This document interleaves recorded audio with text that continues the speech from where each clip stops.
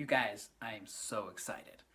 I finally found all the rest of the pieces that I need from this Black Panther set to put together Okoye, who's going to be, I think, a major character in the new Black Panther film that comes out next month. So let's get started opening these figures up. This is the Invincible Iron Man. And I'm going to slice this open, and we are going to have a good time today. Hold on. It was a nightmare finding these guys. I drove to every store in town twice and finally found the last 3 figures that I need to complete this set here. So, there we go. There you go. So let's pop this guy out. I have not opened up an Iron Man toy in a really long time. They are pretty hard to find, and I had some pretty bad luck until today. But let's have a look and see what we have. So, for the most part, I imagine he'll be pretty standard. He's actually got a great color. He has, so the Invincible Iron Man face is a redesign. I think they wanted a change from what everyone's used to, the look that he's had from the movies for the last several years. And I really like it. It reminds me of kind of like a knight's helmet or something like that. So let's check out his pose. Oh, he clicks when you move him around, so he's going to be really, really fun to pose. He's going to hold his pose as well. Nice smooth joints, a double hinge at the elbow here. Well, I see 2 hinges, but I can only get, there we go. Got them both to bend. And a swivel and a hinge on the wrist, and I would imagine it's the same on the other side. He comes with multiple hands so that he can punch you or he can blast you. And actually, let's get a blaster out. Go ahead and put that in right now. So it's just got a peg and it goes into the hole in his hand so that he can either be blasting somebody like this. Let's turn his head. Oh, good movement with his head. He moves up really far and down really far.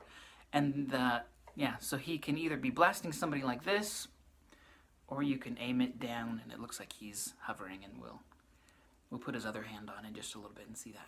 Let's have a look at the waist. Swivels like you would want. And now this is camouflaged really well.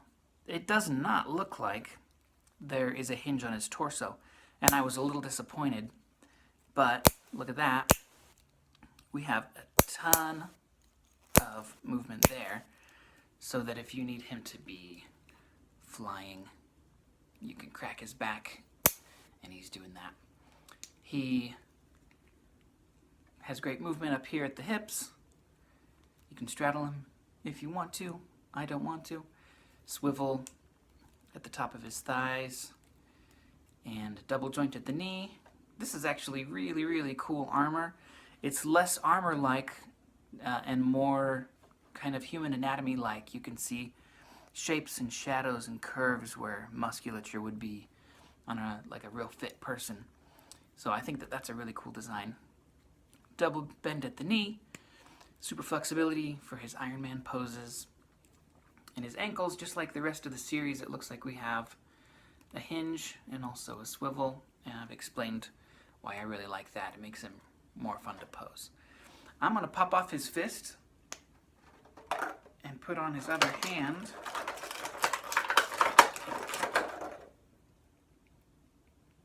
Because that's probably how I'm going to be posing him.